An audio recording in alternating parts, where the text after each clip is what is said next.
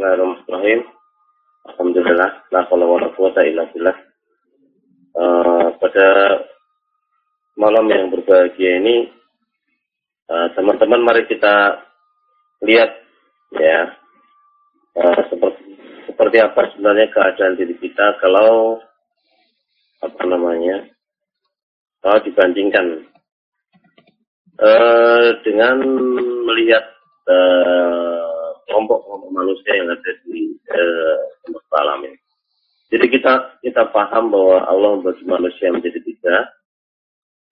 Yang pertama adalah orang yang beriman, yang kedua adalah orang yang kafir, kemudian yang ketiga adalah orang yang munafik. Ya, kita bisa baca dari surat Al-Baqarah ayat 1 sampai 5, kemudian ayat 6 dan 7 tentang orang kafir, kemudian ayat 8 dan seterusnya. Ayat sekitar 21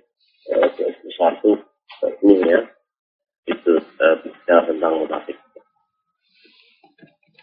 Teman-teman yang berbahagia, di antara tiga kelompok manusia itu yang selamat hanya orang yang beriman saja, atau orang yang bertakwa saja. Kita sudah sama ngerti, kita sudah sama memiliki pengetahuan tentang itu, akan tetapi sering kita tidak peduli, kurang peduli terhadap diri kita termasuk dalam kelompok mana. Tidak pernah mau memikirkan dengan serius berada di kelompok mana diri kita itu kan. Padahal kita sudah sama paham, betul paham bahwa hanya orang yang beriman dan beramal saleh yang masuk surga. Dan orang-orang munafik dan orang-orang kafir itu tempatnya di neraka gitu. Ya. Kita sebagai orang Islam, ya kita awalnya punya dua kemungkinan saja, yaitu menjadi orang yang beriman atau menjadi orang munafik. Kalau kafir kan tentu saja sudah tidak, kalau kita memang percaya kepada Allah ya. Maka monggo sekarang kita semuanya cek diri kita masing-masing. Apakah saya itu termasuk orang munafik atau saya itu termasuk orang beriman kan gitu. Padahal kita sendiri ngerti ciri-ciri orang munafik ya, bila berkata dusta, mengingkari, dipercaya khianat ya, dan juga berperkara curang dan sebagainya. Jadi tiga yang pertama itu saja kita perhatikan ya, kita cek lagi ya, apabila berkata dusta, apakah diri kita ya masih ya memiliki keadaan seperti itu, ya, apakah kita masih dusta kadang atau sering, tidak ada masalah. Kalau diri kita masih dusta dan nyaman berbuat dusta, ya, atau perbuatan dusta itu terjadi berulang-ulang, ya, mungkin saja diri kita masih termasuk kelompok orang-orang munafik. Ya. Ya, orang mukmin itu ya tidak dusta sama sekali. Ya, mungkin dia masih punya kelemahan yang lain, tetapi yang namanya dusta tidak. Ya, kita harus paham betul bahwa Rasulullah pernah berpesan kepada kita semuanya, wa iyyakum wal kadziba fa innal kadziba yahdi ilal dzur fa innal dzura yahdi ilan nar. Ya, dan waspadalah kamu terhadap dusta, karena dusta itu membawa kepada kedurhakaan, dan kedurhakaan itu akan membawa ke neraka.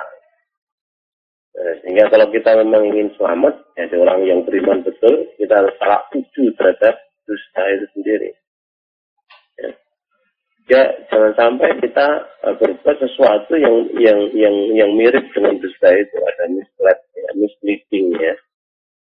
Artinya kita berkata dengan multitafsir, ya, dengan kata-kata yang multitafsir, ya, sengaja membiarkan lawan bicara kita itu salah, keliru di dalam memahami apa yang kita sampaikan. Itu tidak fair, itu tidak adil itu. Tidak ada unsur kedustaan, kesengajaan membuat supaya orang lain itu salah di dalam memahami apa yang kita sampaikan. Nah, itu di dalam hati sudah ada unsur dustanya seperti itu. Ya, mungkin orang itu keliru ya, mengarahkan orang supaya keliru memahami seperti itu. Kalau dalam keadaan normal biasa-biasa dan kita menggunakan cara-cara yang seperti itu cara yang tidak terpuji. Hakikatnya juga bisa. Ya. Kemudian berikutnya yang kedua adalah berjanji mengingkari. Ya. Apakah kita masih ingkar janji? Apakah kadang atau sering? Ya. Kalau masih tetap mengingkari janji, itu namanya kita masih dalam diri kita masih ada unsur-unsur kemunafikan itu. Ya, maka dari itu jangan sampai ada dalam diri kita itu sifat seperti itu. Kita mengingkari janji gitu ya. Apalagi orang yang ingkar janji, melanggar janji itu bisa masuk ke dalam kelompok fasik. Ya, seperti didefinisikan oleh Allah di dalam surat Al-Baqarah ayat 27 gitu ya. Yang namanya fasik itu adalah dari masyarakat itu alladzina yang kuduna ahdallah min ba'di mitsaqih wa yaqta'u nama amarullah bi ayyusal wa yusbihu fil ard. Ya. Ketika kiri orang fasik itu yang pertama adalah melanggar perjanjian Allah. Ketika perjanjian itu sudah selesai kita berjanji kepada siapapun, kepada Allah, kepada teman, kepada saudara, kerabat dan sebagainya, ya harus kita tepati. Kalau karena suatu sebab kemudian tidak bisa memenuhi janji, ya kita harus mendapatkan janji itu menunda atau apa ya yang kita punya janji itu gitu. Ya, kayak tahu apa namanya, kayak kudu lah Allah minta sini. Kayak tahu nama amal Allah di ayusara. Jadi memutuskan apa yang kita diperintahkan oleh Allah untuk mengusulkannya. Bisa tali silaturahmi, mungkin saja perbuatannya saja terus berkelanjutan, kemudian kita potong di tengah jalan, kita bisa amalkan. Baik itu dari arti yang ketiga adalah berbuat kerusakan. Berbuat kerusakan di sini bukan cuma makna kerusakan fisik. Kerusakan fisik itu masih fisik hanya tapi kerusakan di sini adalah kerusakan fisik. Dengan makna akidah, kerusakan akidah itu sendiri itu bahaya. Ya, jadi orang beriman itu pantang ingkar janji. Ya, kalau dia sudah janji apapun resikonya dia akan penuhi, dia akan tepat. Ya, kalau memang kita bisa memenuhi janji, ya ada mekanismenya untuk membatalkan janjinya dan sebagainya. Ya, tapi orang beriman akan tidak akan mudah-mudah mengingkari janji. Ya. Oleh karena itu, agar tidak mudah mengingkari janji, jangan mudah berjanji kepada orang lain. Banyak orang yang dia bersembunyi di balik kata insya Allah, itu saya ke rumah kamu, tapi tidak jadi datang. Dan tidak pamit kalau tidak akan datang dan sebagainya. Itu ya tidak baik seperti itu. Itu termasuk ke dalam ciri-ciri kemunafikan itu. Kalau memang tahu bahwa dirinya tidak akan bisa datang, ya tidak perlu berjanji dengan mengatakan insya Allah itu saya akan datang ke rumah. Ya. Jadi mau ada bohongan di situ nanti di samping ada ingkar janji. Ya, apalagi unsur munafik yang ketiga adalah saya berkhianat. Ya. Jadi kepercayaan itu hakikatnya adalah kemuliaan yang dititipkan kepada kita semuanya, amanah dititipkan kepada kita semuanya. Ya, kepercayaan itu untuk ditunaikan, untuk disampaikan kepada kita. Nah, kalau kemudian kita dipercaya oleh orang lain, tapi ternyata kita berkhianat, ya berarti diri kita masih munafik, masih ada sifat-sifat kemunafikan yang tersarang di dalam diri kita masih. Ya, harus kita usir keluar jauh-jauh itu kalau kita menjadi orang beriman. Ya, jangan sampai kita merasa bahwa diri kita masih diri kita aja. Kita merasa enak, merasa apalagi kalau masuk surga dan sebagainya itu ditipu oleh setan perasaan seperti itu. Amat yang akan menghadap Allah, ya, dengan keselamatan dan orang-orang yang menghadap Allah dengan tauhid paling berarti yang bersih, termasuk juga bersih dari sifat-sifat kemunafikan seperti itu. Jangan sampai kita remehkan ya sifat-sifat kemunafikan itu, sehingga masih sekarang di dalam diri kita masing-masing.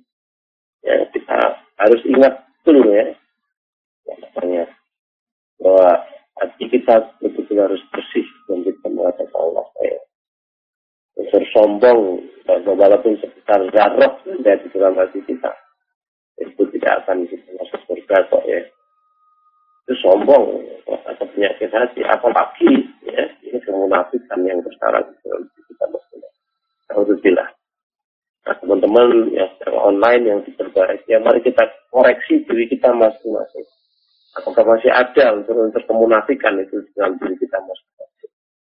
Ya, kalau masih ada, segera kita singkirkan, jangan kompromi dengan sifat kemunafikan itu. Itu memang ya ibarat jamur yang susah untuk dihilangkan dari hati kita masing-masing. Ya. Mari kita perangi, mari kita petani satu persatu ya. Ada ya 3 jamur dari yang pertama adalah berkata dusta sampai orang beriman kok berkata, tetapi kemudian dia baik. Kemudian berjanji mengingkari, kalau sudah berjanji ya semaksimalnya kita akan melaksanakan apa yang kita janjikan itu. Ya, kalau kita terbiasa berjanji kepada manusia lalu mengingkarinya, maka kepada Allah pun tentu tidak akan mengingkari orang-orang seperti itu. Ya, para manusia yang tampak saja kita tidak bisa menunaikan janji kita, tidak mau menunaikan janji kita dengan baik, memenuhi janji kita dengan baik, apalagi kepada Allah yang kita tidak bisa melihatnya. Ya, jadi harus pertimbangan kita masing-masing. Ya, kemudian percaya berkhianat. Apapun kepercayaan yang diberikan kepada kita, apakah itu dari perusahaan kepada kita, ya, untuk mengerjakan ini itu dan sebagainya, tanggung jawab kita dalam perusahaan itu, ya, ataukah istri kita, anak kita yang ditentukan oleh mertua kita dan juga anak-anak kita dan sebagainya itu diberikan kepada kita, tidak harus kita manage, kita kelola dengan sebaik-baiknya, ya. Itu semuanya amanah yang diberikan oleh Allah kepada kita semuanya untuk kita jaga, ya, supaya diselamatkan, diupayakan untuk selamat ya dari siksa api neraka. Hukum wa alikum Allah. Nah, teman-teman yang berbahagia, kalau di dalam diri kita masing-masing ya, kalau terhadap 3 hal kemunafikan itu yang ada di dalam diri kita masing-masing, kita tidak mampu menyingkirkannya, ya, saya khawatir ya. Saya khawatir kita tidak akan mampu juga ya membantu menyingkirkan sifat-sifat yang seperti itu yang ada pada istri kita, yang ada pada anak-anak kita nanti, yang ada pada orang-orang yang menjadi tanggung jawab kita yang masuk ke dalam kelompok untuk diselamatkan. Angkusakum wa ahlikumullah. Monggo kita sama-sama paham ya, 3 sifat ini bukan merupakan sifat yang aneh, spesial atau jauh di awang-awang. Semua manusia mempunyai risiko untuk melakukan yang sama seperti itu, ya. Dan karena itu, mari kita jaga diri kita supaya tidak mudah melakukan 3 hal yang kita lakukan tadi. Banyak hal yang harus kita hindari, jadi kita menjaga diri kita masing-masing supaya memiliki qalbun salim ketika menghadapi Allah. Oleh karena itu harus kita pelajari yang namanya penyakit hati satu persatu, kemudian ya kita hadapi, ya, kita singkirkan satu persatu. Ya meskipun sulit kita harus kita laksanakan. Nah kalau tidak kita laksanakan, ya bukan tidak mungkin kita akan menghuni api neraka karena kita kalah terhadap diri kita masing-masing menghadapi penyakit yang ada di dalam diri kita. Begitu Mas Hadi sebagai pengantar kita pada malam hari ini, monggo kita cek diri kita masing-masing, lepaskan diri kita masing-masing dari sifat kemunafikan itu, supaya kita betul-betul menjadi ulaika humul mu'minun haqqan kan itu ya. Itu adalah orang-orang yang beriman dengan benar gitu. Itu Mas Hadi. Ya, terima kasih Ustaz untuk pembukaannya pada malam hari ini. Yang berkaitan ini tadi nggak ada yang mau disampaikan, tapi ini ada hal lain, Ustadz, yang mau disampaikan di sini. Ya, monggo silakan. Ustadz, apakah benar setiap kata itu doa? Seumpama benar, tolong dijelaskan, Ustadz. Ya. Ya, saya tidak tahu ucapan siapa itu. Kalau dalam pandangan saya, bukan setiap kata itu doa, tetapi setiap kata itu harus kita pertanggungjawabkan di hadapan Allah. Ada pertanggungjawaban ya kita terhadap setiap kata yang kita ucapkan itu. Ya, karena itu orang beriman memang harus berhati-hati di dalam bertutur kata. Ya, sampai-sampai Rasulullah itu mengatakan al-muslimu man salimal muslimun min lisanihi wa yadihi. Orang Islam itu adalah orang-orang Islam lain selamat dari lidahnya, lisanihi wa yadihi, dan tangannya. Artinya orang Islam itu adalah orang-orang yang orang-orang Islam lain selamat dari ucapannya dan perbuatannya gitu. Nah, ucapan itu tentu saja yang diucapkan adalah kata. Ya, ada susunan kata-kata, ada kumpulan kata-kata yang bisa mempunyai makna. Nah, sehingga setiap kata itu harus dipertanggungjawabkan di hadapan Allah. Apakah doa atau bukan doa, ya, semuanya harus dipertanggungjawabkan di hadapan Allah. Kita jangan mudah-mudah kita itu berkata, mengeluarkan perkataannya gitu. Nah, semuanya akan dinilai oleh Allah. Wa may ya'mal mithqala dzarratin khairan yarah wa may ya'mal mithqala dzarratin khairan yarah gitu. Jadi, apapun amal yang kita lakukan, ucapan yang kita lakukan, yang baik, kita akan melihat nanti pahalanya seperti apa. Yang jelek pun juga seperti itu, kita akan melihatnya nanti di akhirat. Ya, seperti apa, ya, apa namanya, misalnya atau pahalanya, kan, gitu. Nah, saya secara pribadi tidak sepakat kalau setiap kata itu adalah doa dengan pemahaman saya. Setiap kata itu ada pertanggungjawabannya di hadapan Allah. Maka orang-orang yang paham tentang pertanggungjawaban di hadapan Allah tembus sampai ke akhirat nanti, dia tidak akan mudah berbuat sia-sia atau berkata sia-sia. Jadi perkataan-perkataan yang dikeluarkan pun perkataan-perkataan yang bermakna, perkataan-perkataan yang baik, perkataan yang mulia. Ya. Jadi, dia tidak akan mudah ya berkata-kata kotor, apalagi berkata kotor ya, berkata yang sia-sia, yang tidak ada guna, yang tidak ada manfaatnya pun dia tidak akan mau melakukan yang seperti itu. Nah, kalau kemudian dia menjumpai orang-orang yang yang mereka itu berkata seperti itu ya, berkata yang tidak mempunyai makna, berkata yang artinya lagu, perkataan yang sia-sia dan sebagainya, ya dia akan lewatkan gitu saja, tidak perlu dia perhatikan dengan serius yang seperti itu. Dia tidak mau melakukan hal-hal yang dia menjaga dirinya dari melakukan hal-hal yang sifatnya sia-sia, termasuk juga perkataan yang sia-sia tadi yang itu. Apalagi kalau yang sifatnya musuh-musuh dan sebagainya itu sudah keterlaluan. Berkata yang tidak memiliki makna, ya, kelenyengan, lelean sebagainya aja akan dihindari, apalagi musuh-musuh gitu ya.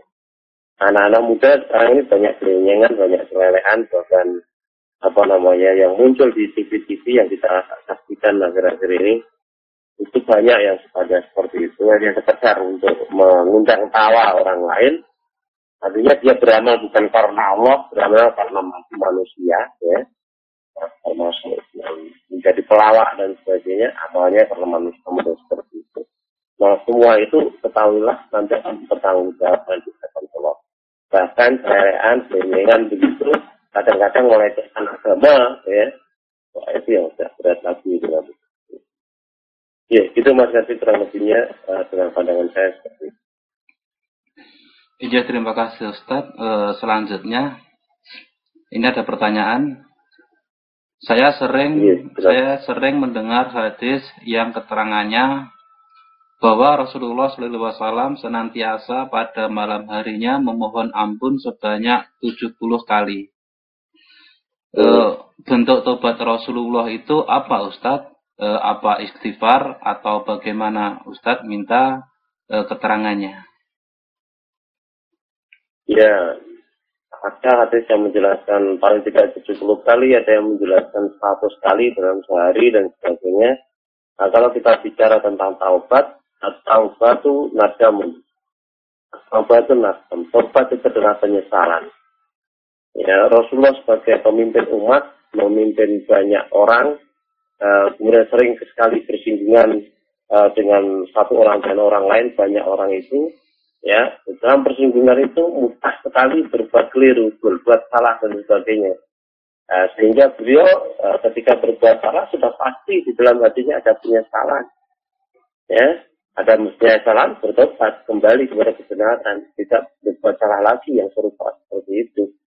Kemudian karena kesalahannya, karena beliau ini pemimpin umat, kesalahan sedikit saja beliau tentu akan merasa sangat besar sekali karena dampak keputusan-keputusan yang beliau sampaikan itu tidak hanya dialami oleh diri beliau, tetapi juga akan dialami oleh umat. Ya, pengaruhnya itu terhadap banyak orang, tidak hanya secara pribadi saja. Sehingga begitu ada kesalahan sedikit sudah pasti karena pekannya hati beliau merasa bersalah betul, menyesal betul. Ya. Maka tidak mengherankan karena yang beliau urus itu banyak, sehari mungkin bisa saja berbuat salah yang banyak. Beliau itu secara tidak sengaja setiap harinya mohon ampun kepada Allah salah sekali. Ya, wujud ya, dari taubat itu sendiri adalah penyesalan. Nah, kemudian diikuti dengan permohonan ampun kepada Allah dan kembali kepada yang benar, kan gitu. Ya, nah kalau kalau kita bertobat, mekanisme tobat dan kita bisa tahu sendiri yang pertama tentu saja menyesal, ya mohon berhenti dari perbuatan yang keliru tadi, mohon ampun dan kuatkan keimanan dan beramal saleh. Ya, antara lain di antara hal itu bisa dibaca di dalam surat surat Furqan, ya, Furqan surat ke-25 ayat 10. Mari kita dibaca. Surat Furqan surat ke-25 ayat 10 tentang taubat itu. Quran surat Al-Furqan ayat 70. A'udzubillahi minasyaitonir rajim. Ila man taba wa amana wa amila amalan sholihan fa ulaika yubaddilullahu sayyi'atihim hasanah wa kana Allahu ghafurur rahiman. Ya. Kecuali orang-orang yang bertobat, beriman dan mengerjakan amal soleh, maka kejahatan mereka diganti Allah dengan kebajikan, dan adalah Allah Maha Pengampun lagi Maha Penyayang. Ya. Ayat 68 dan 69 berbicara tentang orang-orang yang intinya ibadur Rahman itu adalah orang-orang yang tidak melakukan dosa-dosa besar. Kalau mereka melakukan dosa-dosa besar, maka akan diazab, dilipat gandakan azabnya itu. Ya, kecuali bagi orang yang tobat. Nah, orang yang tobat seperti ini, yang tobat, yang kemudian dia beriman dan beramal soleh, gitu ya. Nah, itu tidak dilipat gandakan siksanya terhadap mereka, meskipun mereka sudah pernah berbuat dosa besar. Tetapi justru malah diganti kejahatannya dengan kebaikan oleh Allah. Allah mengganti kejahatannya dengan kebaikan. Subhanallah, hebat dari Allah itu. Ya, jadi Rasulullah pun ya melakukan beberapa kali kesalahan, ya, sebagai manusia, ya, kita paham bahwa manusia itu adalah makhluk kotor wanisian, yang berbuat salah dan lupa. Nah, beliau sebagai manusia pun beberapa kali juga berbuat salah. Ya, yang nampak, yang kelihatan. Apalagi yang tidak nampak, berbuat yang tidak dijelaskan oleh beliau dan tidak dijelaskan oleh Allah, tentu saja. Sebagai manusia tidak banyak. Maka beliau kemudian banyak beristighfar, mohon ampun kepada Allah, sampai dari 100 kali. Nah, apalagi kita sebagai manusia sebenarnya, yang manusia biasa ini, yang lemah ini, ya tentu saja mudah sekali berbuat keliru, berbuat salah dan sebagainya. Kalau hati kita peka terhadap perbuatan-perbuatan keliru tadi, tentu akan merasa menyesal. Ya tentu akan bertobat. Tetapi kalau hati kita sudah beku, hati kita sudah keras batu, ya kita tidak akan peka lagi, tidak lentur lagi, tidak akan sensitif lagi, tidak peka lagi terhadap perbuatan-perbuatan dosa itu. Maka meskipun diberi contoh oleh Nabi istighfar 100 kali dalam sehari, 10 kali dalam sehari, tetap saja kita betul-betul saja tidak mau bergerak, ya, tidak mau beristighfar, tidak mau mengoreksi diri kita masing-masing. Berapa kali salah saya dalam sehari tadi, berapa kali saya melakukan kekeliruan dalam sehari tadi, tidak pernah mau melakukan evaluasi. Nah, kalau orang yang seperti itu sudah merasa dirinya baik, tidak memerlukan evaluasi lagi, ya, yang seperti itu artinya dia sudah berada dalam puncak kehebatannya. Kalau sudah merasa berada di puncak kehebatannya, sudah tidak ada arah lagi kecuali meluncur ke bawah, karena sudah di puncak loh. Kalau orang sudah berada di puncak, merasa di puncak itu sudah tidak ada arah lagi, tidak ada puncak lagi, adanya ya turun dia. Kalau sudah sampai puncak gunung itu ya akhirnya dia harus turun. Artinya dia meluncur ke bawah, kualitas moralnya begitu. Harus semakin susah kan gitu. Mudah-mudahan kita tidak termasuk dalam kelompok ini. Ya, perkuatkan iman kita masing-masing dengan senantiasa taat kepada aturan Allah dan Rasulnya. Jangan mudah-mudah untuk melanggar aturan Allah dan Rasulnya itu. Karena kita paham ketaatan kita ya, kepada tuntunan Allah dan Rasulnya itu akan memperkuat keimanan. Sedang pelanggaran-pelanggaran kita yang kita lakukan terhadap aturan Allah dan Rasulnya itu yang akan melemahkan keimanan. Kita paham bahwa iman itu yazid, mayangkus, akan berkurang. Bertambahnya iman karena ketaatan, sedang berkurangnya iman karena kedurhakaan, karena isyan, karena maksiat, karena tidak taat kepada aturan Allah dan Rasulnya. Nah, mudah-mudahan teman-teman yang sedang online, yang dirahmati Allah, kita diberi kemudahan dan kemampuan oleh Allah untuk peka di dalam melihat kekeliruan, kesalahan yang kita lakukan dalam kehidupan sehari-hari, dan segera bertobat untuk memperbaiki diri, tidak mengulang kesalahan yang sama yang sudah kita lakukan. Itu Mas Hadi. Ya, terima kasih Ustaz. Sebelumnya minta maaf, ini tadi masih di dalam ayat ini tadi Ustaz. Okay. Dalam pertengahan ayat tadi, maka kejahatan mereka diganti Allah dengan kebajikan. Minta penjelasan dalam bentuk apa ini Ustaz? Mohon penjelasannya. Iya, ya dalam bentuk dua-duanya. Artinya bisa saja kebiasaannya yang jelek menjadi baik, gitu ya. Kalau seseorang itu menyadari bahwa berdusta itu tidak baik, berdusta itu sifat kemunafikan dan sebagainya, kemudian dia bertobat dari perbuatan dusta itu, menyesal perbuatan berdusta itu, dan tidak berdusta lagi, ya, artinya dia menjadi orang yang jujur, maka kedustaan yang biasanya dia lakukan itu berganti, kebiasaan untuk berdusta itu berganti dengan kejujuran. Kejahatannya diganti dengan kebaikan. Itu di satu sisi lain. Di sisi lain Rasulullah mengatakan Abi saya terhasanah tampuha. Ikutilah kebaikan itu dengan kebaikan tampuha. Maka kejahatan itu kebaikan itu akan menghapus kejahatan. Ya, bisa dimaknai pula bahwa yang kedua, pahala-pahala kebaikan yang diamalkan itu menutup atau menghapus dosa karena perbuatan jahat yang dia lakukan. Ya, tetapi tidak perlu kita mengurus masalah pahala atau dosa di akhirat itu karena masih hidup di dunia ini.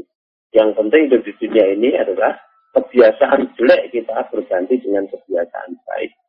Kita harus paham di dalam membentuk pribadi atau karakter karimah, akhlak karimah, pribadi yang karimah, itu prosesnya adalah memahami ilmu yang benar, Quran Sunnah, ya, kemudian meyakininya, kemudian mengamalkannya, kemudian membiasakan di dalam beramal, baru akhirnya berubah, karakter kita berubah, pribadi kita berubah karena pembiasaan di dalam melakukan amal-amal yang soleh tadi. Ya, karakter kita yang jelek berubah menjadi baik, yang kecil menjadi dermawan, ya, yang malas menjadi rajin, dan seterusnya dan seterusnya. Karena pembiasaan di dalam beramal itu. Maka pembiasaan di dalam beramal soleh itu karena tobat kita tadi akan merubah, ya, mengganti, ya, kejahatan kita dengan kebaikan.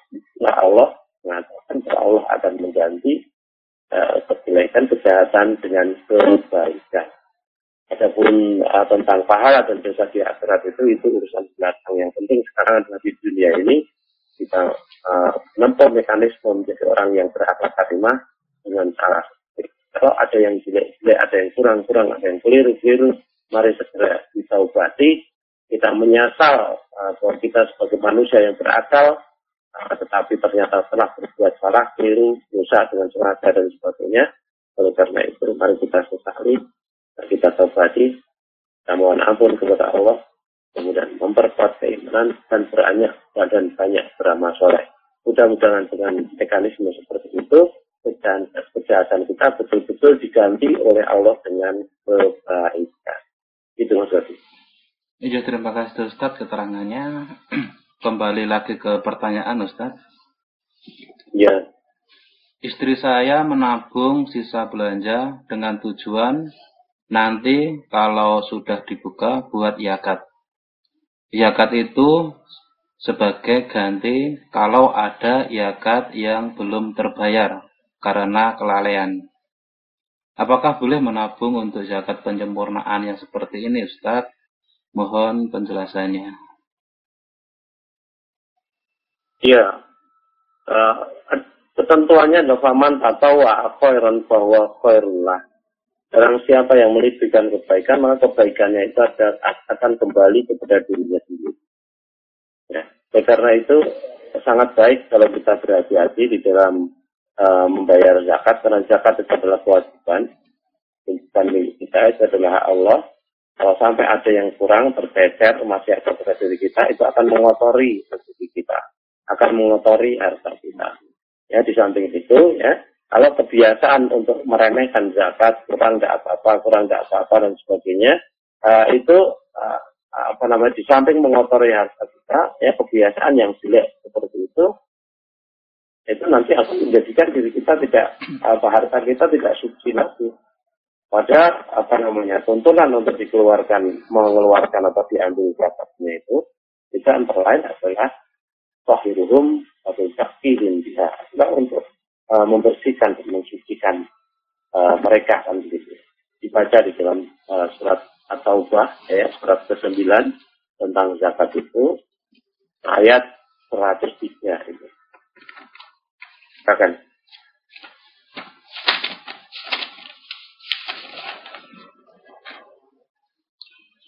Quran surat At-Taubah ayat 103. Khudh min amwalihim shadaqatan tutahhiruhum wa tuzakkihim biha wa sholli alaihim inna sholataka sakanul lahum wallahu sami'un alim. Ya. Ambillah zakat dari sebagian harta mereka. Dengan zakat itu kamu membersihkan dan mensucikan mereka. Dan mendoalah untuk mereka. Sesungguhnya doa kamu itu menjadi ketentraman jiwa bagi mereka. Dan Allah Maha Mendengar lagi Maha Mengetahui. Ya, coba dibaca catatan kakinya. Ada 2 catatan kaki itu tentang tahiruhum wa tuzakkihim biha. Catatan kaki, zakat itu membersihkan mereka dari kepikiran dan cinta yang berlebih-lebihan terhadap harta benda. Terus, berikutnya. Kemudian, zakat itu menyuburkan sifat-sifat kebaikan dalam hati mereka dan memperkembangkan harta benda mereka. Ya. Ya itu, jadi jangan sampai kita meremehkan harta kita untuk dizakati. Karena itu kalau ada orang siapapun dia, istri atau suami, anak atau ayah dan sebagainya, kalau dia berhati-hati di dalam zakat, ya, artinya betul-betul berusaha membersihkan hartanya dari zakat itu, ya, itu baik, ya. Apalagi tadi dikatakan paman tatau wa khairan bahwa khairullah. Orang siapa melebihkan kebaikan, kalau itu ternyata menjadi lebih, kebaikannya lebih, itu kebaikannya akan kembali ke dirinya sendiri. Artinya pahalanya kembali kepada orang yang berbuat itu. Dan juga sifat-sifat baik yang muncul karena suka melebihkan kebaikan itu akan melekat pada dirinya sendiri. Akan terjadi proses internalisasi dari nilai-nilai kedermawanan yang ada dalam dirinya masing-masing. Akan terjadi proses internalisasi pengecilan terhadap harta dunia, nilai harta dunia itu dibanding dengan akhiratnya. Pengecilan terhadap harta dunia itu terhadap dibanding dengan ketaatan kepada Allah. Dia akan menjadi semakin baik kalau dia itu betul-betul mengarahkan dirinya untuk taat kepada Allah di dalam memenuhi zakat itu. Ya, gitu Mas Adi. Ya, terima kasih Ustaz. Kembali lagi ke pertanyaan. Iya, silakan. Ustaz, manakah yang kita dahulukan pada waktu sholat lail? Yang pertama, sholat 2 rakaat agak panjang. Kedua, atau menggenapkan rakaat yaitu 4 atau 8 rakaat tapi dengan bacaan surat-surat pendek. Karena pada waktu kerja malam, waktu istirahat tidak terlalu banyak. Minta keterangannya, Ustaz. Oh. Ya. Jadi dua-duanya boleh ya. Tidak ada masalah. Artinya sholat malam itu kan tidak harus 11 rakaat. Umpamanya memang badan memerlukan waktu istirahat yang cukup, besok pagi harus fresh kerja lagi, dan sebagainya. Bisa saja kita sholat hanya 2 rakaat tadi panjang, menikmati, kemudian diakhiri dengan 3 rakaat witir dan sebagainya. Itu boleh, kebolehan kan itu. Ya, tetapi di sisi lain boleh saja kamu baca surat-surat pendek digenapi 8 rakaat dan ditutup dengan 3 rakaat. Ya. Tentang abdul mana dan sebagainya atau pahalanya besar mana dan sebagainya, kalau yang namanya pahala itu terserah Allah saja kan gitu. Ya, yang penting di dalam hati kita tanamkan wujud ketaatan, kita tumbuhkan ketaatan kita itu kepada Allah untuk melakukan sholat malam itu gitu. Ya, jadi apa-apa yang diturunkan oleh Allah kepada kita, apa-apa yang diperintahkan, diturunkan oleh Rasulullah kepada kita semuanya, itu pasti mendatangkan kebaikan. Apalagi sholat malam, yaitu dikatakan oleh Allah yang puasa, supaya kita terangkat ke tempat yang terpuji kan gitu. Makom mahmuda ya, jadi makom yang terpuji ya. Siapa yang tidak suka kepada makom yang seperti itu, makom mahmuda gitu ya. Tentu saja suka. Kalau kita memang termasuk orang beriman, ya suka gitu. Ya, kalau dalam keadaan fit, keadaan sehat dan sebagainya, ya penuhi 8 dan 3 rakaat dan bacaan terpanjang dinikmati dan itu. Jadi kalau memang betul-betul badannya tidak begitu sehat, tidak fit, atau memang betul-betul waktu untuk istirahat, ya yang pendek dan selesai. Jangan merasa bersalah, tidak usah merasa bersalah. Ya. Tunturkan boleh saja, yang ini boleh, yang itu boleh, dan sehingga dinikmati juga. Di dalam semua aspek kehidupan beragama itu, ya, itu kita terbuka untuk merasakan nikmat di dalam melakukannya. Ya, artinya ada kenikmatan moral, ya, ada kenikmatan moral, bahkan kenikmatan spiritual di dalam setiap aspek ritual agama yang kita lakukan itu. Ya, maka mari kita nikmati, kita rasakan kenikmatan itu. Ya, apakah kenikmatan moral atau kenikmatan spiritual itu. Jangan kemudian yang muncul di dalam benak kita keberatan saja. Lalu menolak seperti itu. Kalau memang niatnya mau istirahat, saya mau sholat 2 rakaat saja, kemudian 3 rakaat witir, ya monggo silakan, tidak apa-apa. Ya, karena di dalam badan kita juga ada hak untuk istirahat. Kalau kurang istirahat, kita besok sakit, ya nanti beribadah pun juga tidak nikmat, ngaji pun juga tidak nikmat, kerja pun juga tidak. Maka dari itu penuhi haknya badan untuk juga. Ya. Ketika ada istirahat pun kita juga merasa kenikmatan akan istirahat itu karunia Allah. Jangan kemudian merasa bersalah hanya sholat 2 rakaat, kemudian 3 rakaat, kemudian masih jadi pikiran yang enak, dan akhirnya badan malah sakit. Jangan seperti itu. Ya sudah, malam ini saya tidak bisa sholat 11 rakaat, hanya dapat 5 rakaat. Nanti besok pagi akan saya ganti dengan 5. Biasanya dukanya 2 rakaat, ya kemudian diganti dengan barangkali 8 rakaat. Atau diganti dengan sholat yang lain untuk memenuhi, sehingga tidak mudah-mudah meninggalkan satu sholat dalam sehari itu. Ya, mungkin kehilangan sholat malamnya, itu memang untuk istirahat dan sebagainya. Boleh saja, baik saja kalau kemudian diganti dengan sholat-sholat yang lain di siang hari. Begitu Mas Hadi, jadi tidak ada tuntunan dari agama APMD ini dengan itu dan sebagainya dalam konteks itu. Nah, semua merupakan kebolehan, tinggal pertimbangan pribadi kita seperti apa nih.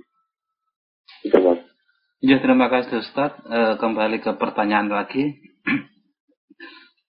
Ustadz mohon dijelaskan tentang sholat sunnah sebelum Isya. Saya pernah mendengar katanya ada dalilnya. Apakah yang demikian benar Ustadz? Mohon penjelasannya.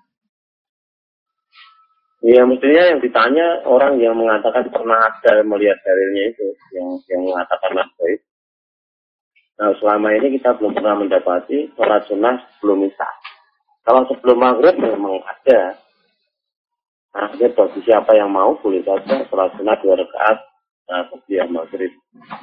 Ba'diyah maghrib memang ada, ba'diyah Isya memang ada. Tetapi kalau ba'diyah Isya itu kita belum pernah mendapatkannya. Sehingga tidak perlu kita sholat 2 rakaat sebelum Isya itu. Tapi kalau kita datang pada waktu Isya, mau sholat Isya di maghrib, kemudian kita mau di situ sebelum duduk kita sholat dulu 2 rakaat tahiyatul masjid, ya baik saja. Tetapi jangan kemudian kita niatkan itu sebagai sholat qobliyah Isya itu. Nah, kalau memang ada teman-teman ini pernah mendapatkan dalil aktif yang sahih yang terkait dengan qobliyah Isya, ya monggo disampaikan, nanti diamalkan bareng-bareng, kita amalkan juga kalau memang ada.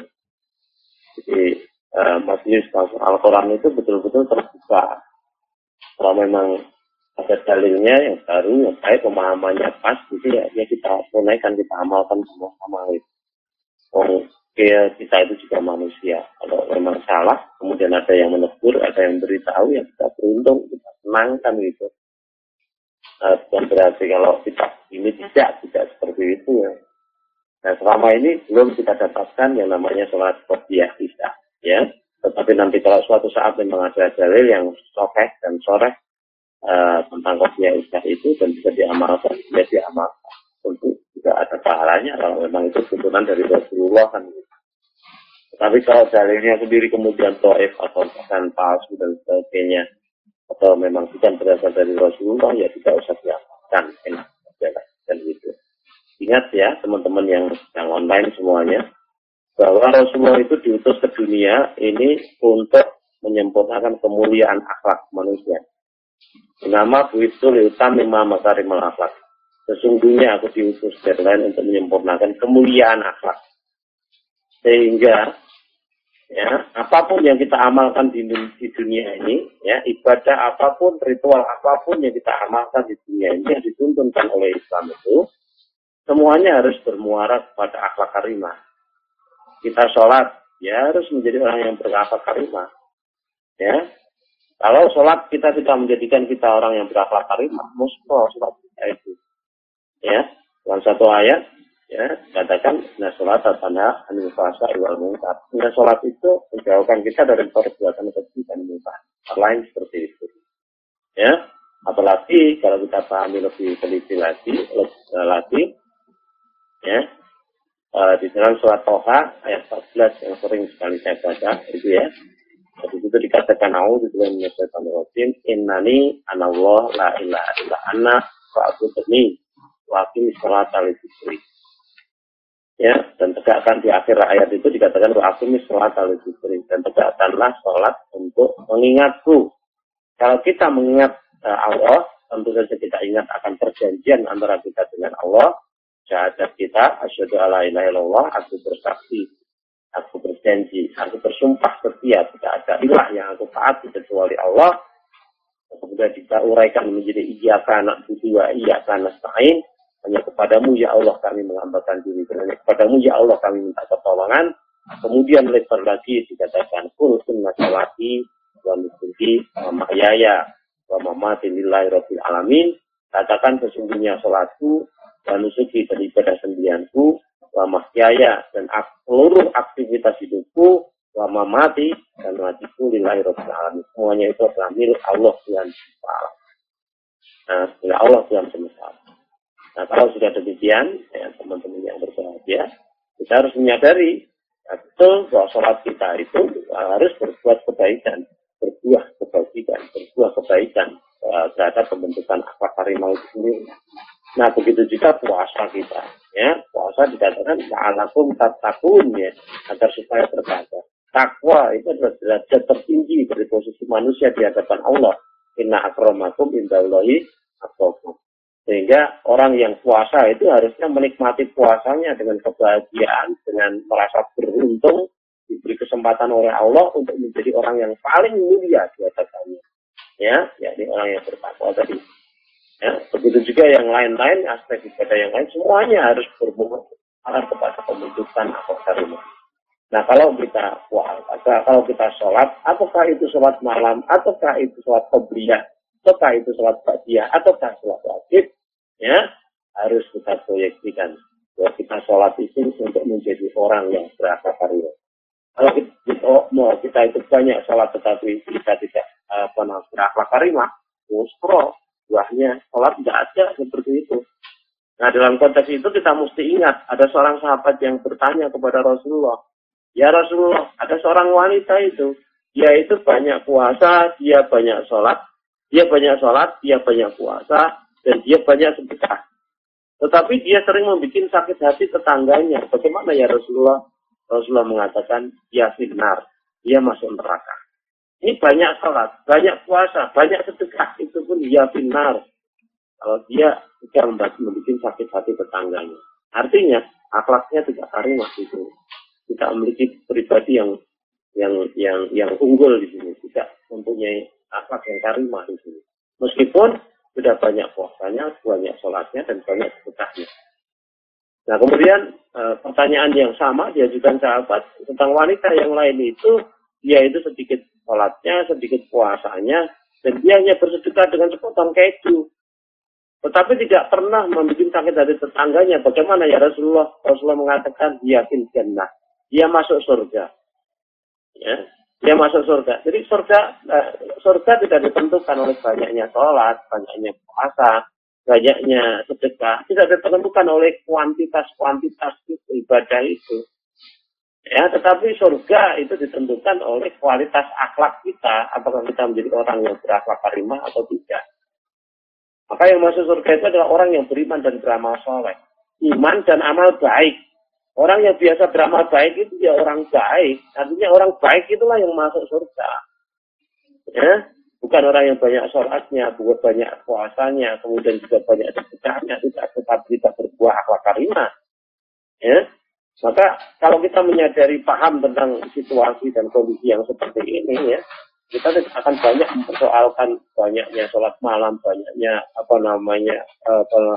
sholat qobliyah, ba'diyah dan sebagainya, ya. Nah, tetapi betul-betul memperhatikan kualitas pembentukan kepribadiannya. Ya, berkatanya pun untuk berkata yang diatur, setiap kata tadi harus dipertanggungjawabkan di hadapan Allah, ya. Pikirannya pun dia atur, pikirannya sesuai dengan Quran Sunnah, perbuatannya pun dia atur, dikontrol, Ya, pendek kata, orang seperti itu adalah orang yang memiliki kontrol yang prima terhadap kepribadiannya, terhadap dirinya. Yang kontrol itu hakikatnya adalah Quran dan Sunnah itu sendiri. Nah, kita mesti sadar bahwa manusia itu sudah digerakkan oleh hawa nafsu. Karena nafsu itu senantiasa mengajak kepada kejahatan. Inna nafsa la'ammaratun bisu illa ma rahimallah. Sesungguhnya yang namanya hawa nafsu, manusia itu senantiasa lekat di dalam dirinya ada hawa nafsu. Inna nafsa la'ammaratun bisu, sesungguhnya nafsu itu senantiasa tidak kepada kejahatan illa ma rahimallah. Kecuali nafsu yang dirahmati oleh Allah. Maknanya adalah kecuali nafsu yang dikontrol oleh firman-firman Allah, oleh kehendak Allah. Karena itu mari kita tingkatkan kontrol diri kita masing-masing dengan Quran itu, dan ya supaya kita senantiasa menjadikan Quran itu berada di depan kita, firman Allah itu di depan kita, Allah sebagai panglima yang berada di depan kita, dan kita tinggal mengikuti di belakangnya. Dulu maha kita bilang, sadarlah kamu sekalian mengikuti kemana Al-Quran itu berada. Al-Quran kita jadikan imam sehingga Al-Quran itu akan membimbing kita.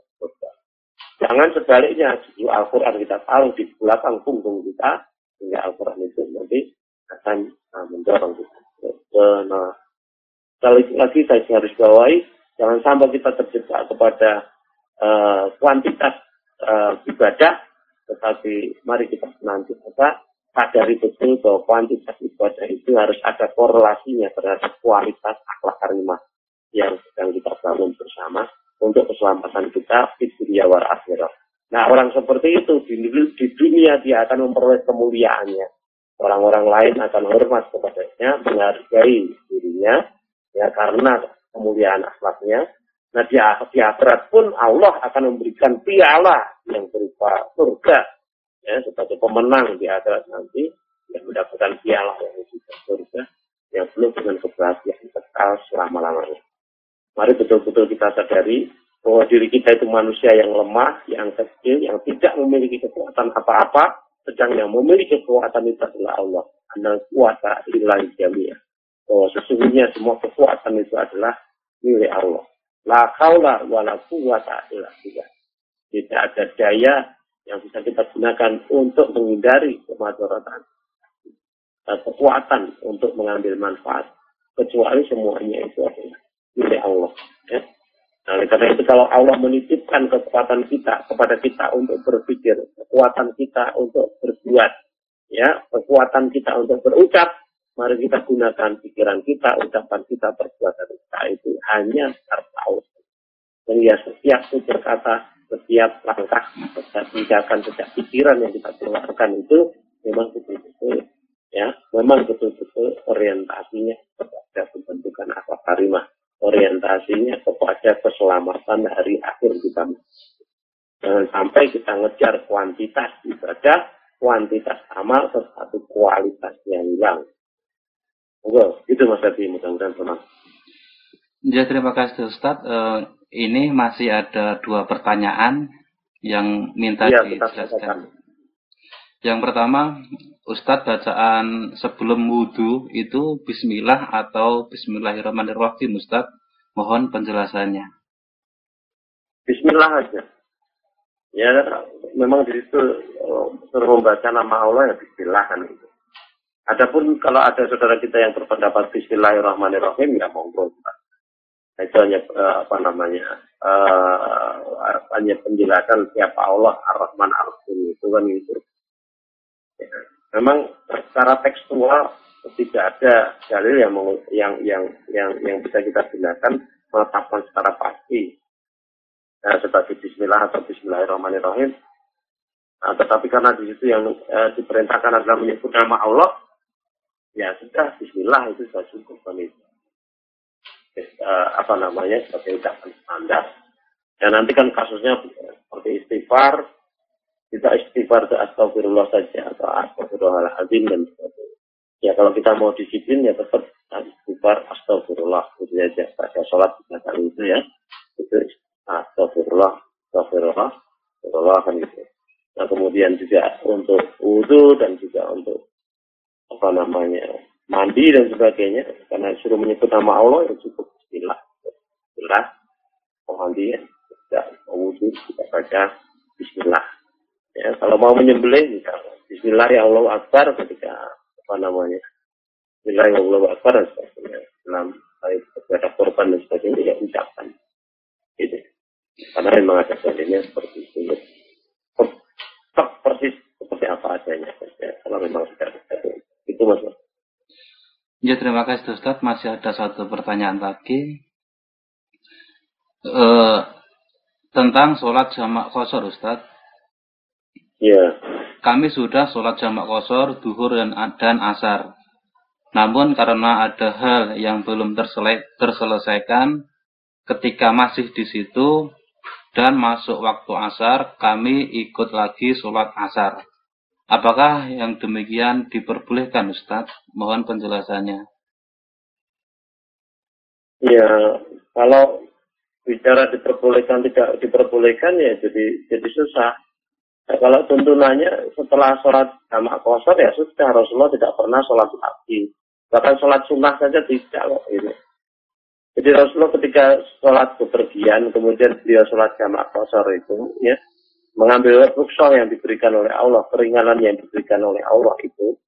Nah, itu ya setelah jamak qashar ya sudah gitu. Bahkan sholat sunnah-sunnahnya tidak dilaksanakan, meskipun ada sholat sunnahnya umpamanya ya, itu tidak dilaksanakan. Jadi mantaplah dengan apa namanya beramal karena ilmu. Jadi kalau ilmunya belum mantap jangan ngamalkan. Jadi kalau memang sudah mantap ilmunya ya diamalkan. Rasulullah bagaimana amalkan itu. Jangan kemudian karena ini karena itu kemudian menimbulkan kesulitan sendiri di belakang. Kalau memang masuk ragu-ragu belum mantap ilmunya ya jangan beramal. Itu mananya wala takfu malai salah takfiyam. Janganlah kamu berbuat sesuatu perbuatan yang kamu tidak mengetahui pengetahuan tentangnya. Ya, jangan kemudian membiasakan diri ini untuk orang tuntunannya dia saja. Kalau tuntunannya begitu amalkan itu. Ya. Jadi kalau Rasulullah itu sudah jamak qashar ya sudah, meskipun ada waktu asar itu memang begitu. Yang namanya sholat jamak takdim itu memang apa namanya waktu asar longgar. Untuk perbuatan apa saja boleh saja asal perbuatan halal kan itu. Ya, longgar. Karena bisa digabung di waktu zuhur kan gitu.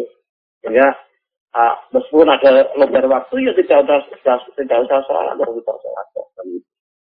Nah begitu juga jamak takhir. Kalau kita sudah niat jamak takhir gitu ya sudah. Zuhurnya longgar. Artinya kita tidak punya pekerjaan pun tidak ada masalah gitu. Karena memang sudah niat untuk jamak takhir. Jangan kemudian merasa bersalah, saya sudah jamak takdim, zuhur, asar. Oh sekarang kantornya sholat, aku nganggur dan sebagainya, riko dan sebagainya.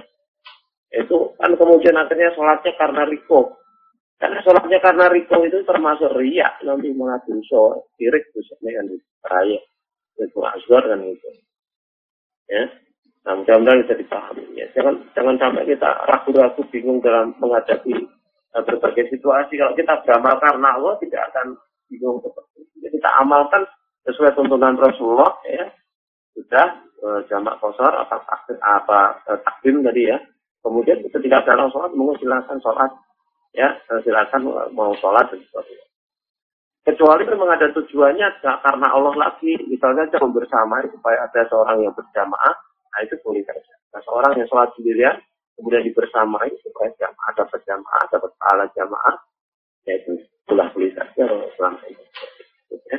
Jangan sampai kemudian kita sholat lagi karena risiko kepada yang lain, kok tidak sholat dan sebagainya. Nah kalau sudah seperti itu amal kita bukan karena Allah, amal kita karena manusia. Nah kalau membersamai orang yang sholat sendirian tadi, tak boleh begitu. Kata Rasulullah itu seperti bersedekahkan gitu pada saudara kita. Nah itu kita amalnya karena Allah lagi, kembali kepada Allah lagi.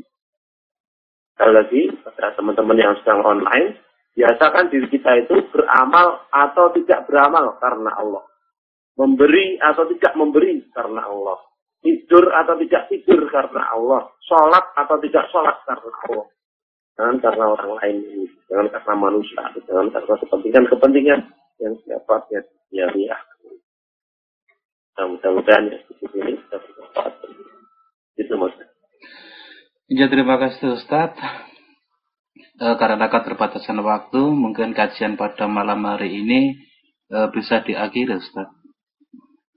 Ya, baik teman-teman yang sedang online yang dirahmati oleh Allah, ya. Kita sudah lama ngaji, ya, paham banyak ilmu, ya. Oleh karena itu yang perlu kita rasakan sekarang adalah proses internalisasi ilmu atau nilai-nilai moral yang diajarkan Islam itu ke dalam diri kita masing-masing dengan beramal. Sekali lagi dengan beramal dan membiasakan untuk beramal. Mudah-mudahan kesungguhan kita di dalam beramal dan membiasakan diri untuk beramal itu, ya, kita diberi kemudahan oleh Allah, ya, untuk merubah karakter kita yang jelek. Mudah-mudahan kita semuanya dimudahkan oleh Allah untuk menjadi manusia yang terakhir. Kurang lebihnya saya minta maaf, waktu saya kembalikan.